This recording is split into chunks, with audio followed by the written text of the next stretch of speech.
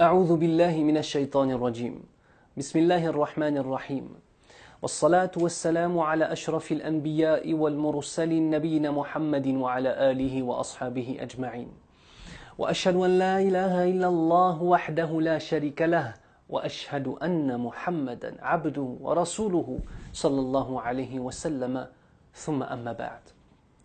Allah Azza wa Jal nous dit dans la traduction du verset: Ô mes serviteurs, qui avez commis des excès à votre propre détriment, ne désespérez pas de la miséricorde d'Allah, car Allah pardonne tous les péchés. Oui, c'est lui le pardonneur, le très miséricordieux. Subhanallah, fait partie des règles de base de la aqida, du dogme de l'islam, le fait qu'il soit totalement interdit de désespérer de la miséricorde d'Allah subhanahu wa ta'ala. Qui que tu sois, quoi que tu aies fait. Du moment où tu reviens à Allah Azza wa Jal avec un repentir sincère, avec les trois degrés, les trois conditions que nous avions vues, qui sont premièrement le regret, deuxièmement le fait d'arrêter immédiatement ce péché et troisièmement la ferme volonté de ne plus jamais y revenir. À partir du moment où on dit astaghfirullah avec sincérité, Allah Azza wa Jal te pardonne, Inch'Allah.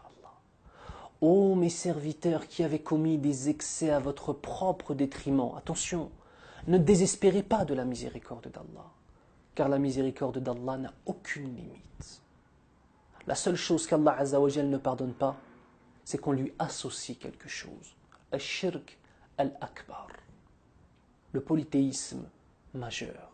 Allah Azza wa Jal ne le pardonne pas. Et une personne qui fera cela et mourra sur cela finira en enfer pour l'éternité. Qu'Allah nous préserve de cela, ya Rabbal Alamin.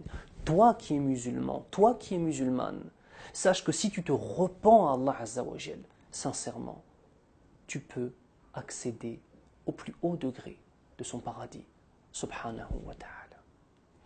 De même, nous avons un hadith qui est connu que le prophète sallallahu alayhi wa sallam nous raconte en nous disant qu'un homme qui était tombé dans les excès des péchés vint à mourir. De peur de subir le châtiment d'Allah Azza wa Jal, il dit à ses enfants: lorsque je mourrai, prenez mon corps, brûlez-le et prenez ses cendres et dispersez-les aux quatre coins du vent. Afin justement qu'Allah Azza wa Jal ne puisse pas me ressusciter. Mais bien évidemment, c'était peine perdue. Allah Azza wa Jal décida et ordonna à la terre de redonner forme à cet homme. Et cet homme reprit forme. Puis ensuite Allah Azza wa Jal de le questionner. Ya ibadi, pourquoi as-tu fait cela?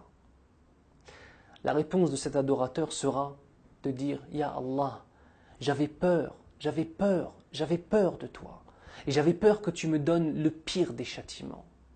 Allah Azza wa Jal, quelle fut sa réponse à cela? Allah lui pardonna ses péchés. Il est parti d'une chose qui est muharrama, il est même parti d'une idée folle qu'Allah Azza wa Jal ne pourrait pas réunir ses cendres pour le juger. Subhanallah, qu'y a-t-il pire de cela? Que cela, pardon. Mais Allah Azza wa Jal, par rapport à son intention qui était basée sur une crainte sincère d'Allah Azza wa Jal et un repentir sincère, par rapport simplement à cela, il lui a pardonné.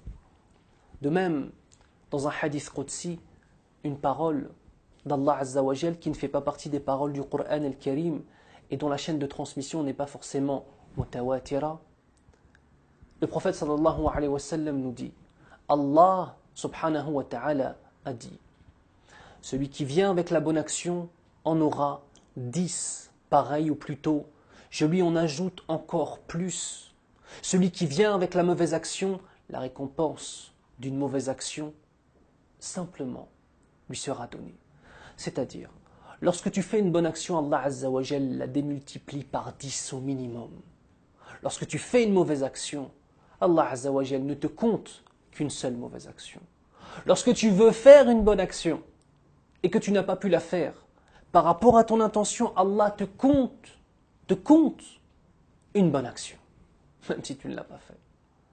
Lorsque tu avais l'intention de faire une mauvaise action et que pour Allah, par amour d'Allah Azza wa Jal, tu délaisses cette mauvaise action, simplement la délaisser, Allah te compte pour cela une bonne action. Car tark, le fait de délaisser pour Allah, c'est une action. De même, Allah Azza wa Jal, dans la suite du hadith Qudsi, nous dit: Celui qui se rapproche de moi d'une palme, je me rapproche de lui d'une coudée. Celui qui se rapproche de moi d'une coudée, je me rapproche de lui d'une envergure. Et celui qui vient vers moi en marchant, je vais vers lui en courant. Allahu Akbar. L'imam al-Nawawi rahimahullah nous explique que le sens de ce hadith est le suivant. Celui qui se rapproche d'Allah Azza wa Jal par son repentir, Allah Azza wa Jal répondra à ce repentir par une miséricorde encore supérieure à ce repentir que l'adorateur avait présenté.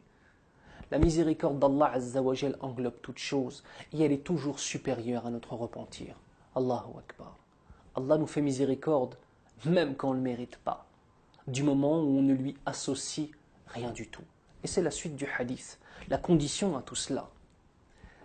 Celui qui me rencontre en ayant avec lui la contenance de la terre comme péché, mais ne m'associant aucune chose, et c'est là la chose la plus importante. Si tu n'associes rien à Allah Azza wa Jal, que tu connais la ilaha illallah avec les conditions de validité de la ilaha illallah, que tu as à la fois la foi dans ton cœur, la parole par la langue et les actes par les mains, car une foi sans acte est une foi qui est fausse. Batila. On appelle ça tarku jinsil a'mal, le fait de délaisser toutes les actions liées à l'islam.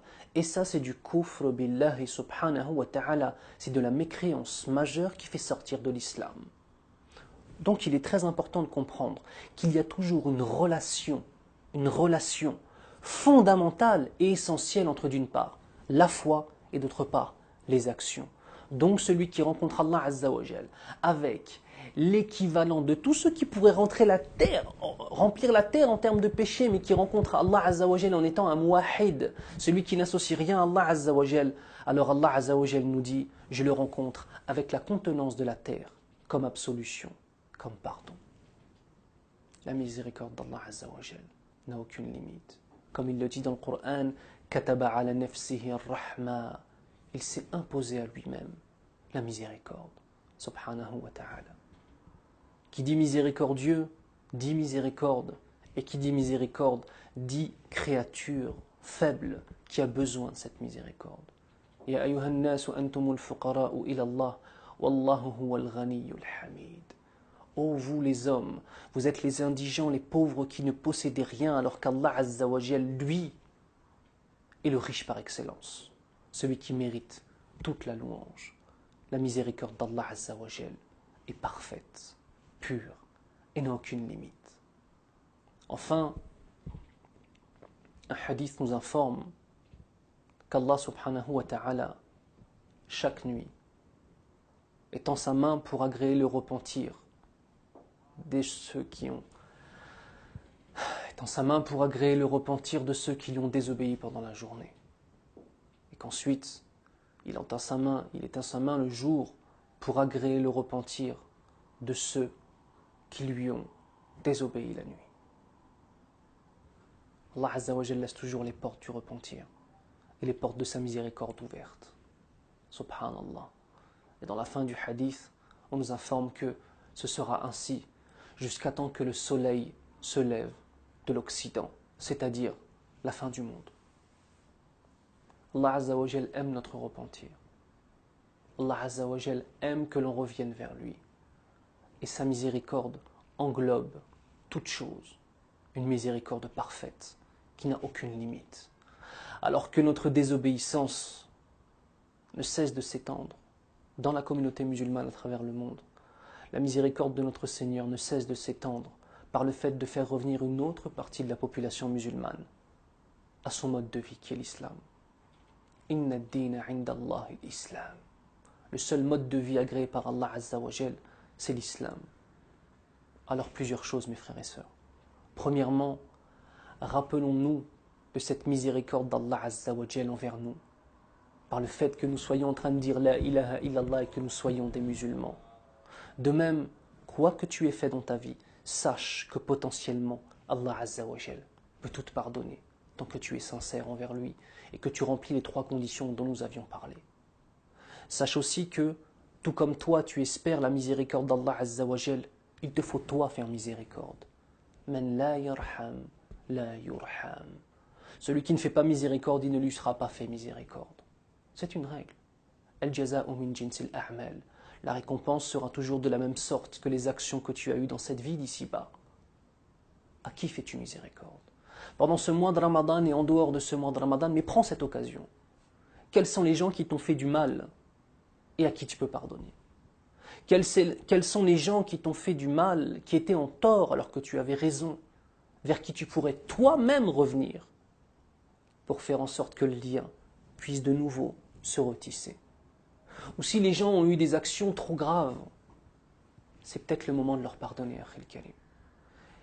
Et je profite de cette vidéo pour dire devant Allah Azza wa Jal que, en espérant la miséricorde d'Allah subhanahu wa ta'ala au jour du jugement, que je pardonne à tous ceux qui ont mal parlé sur moi, que tous ceux qui ont fait des mises en garde sur moi, qui sont des choses infondées, qui m'insultent, qui prennent mon honneur et le mettent plus bas que terre.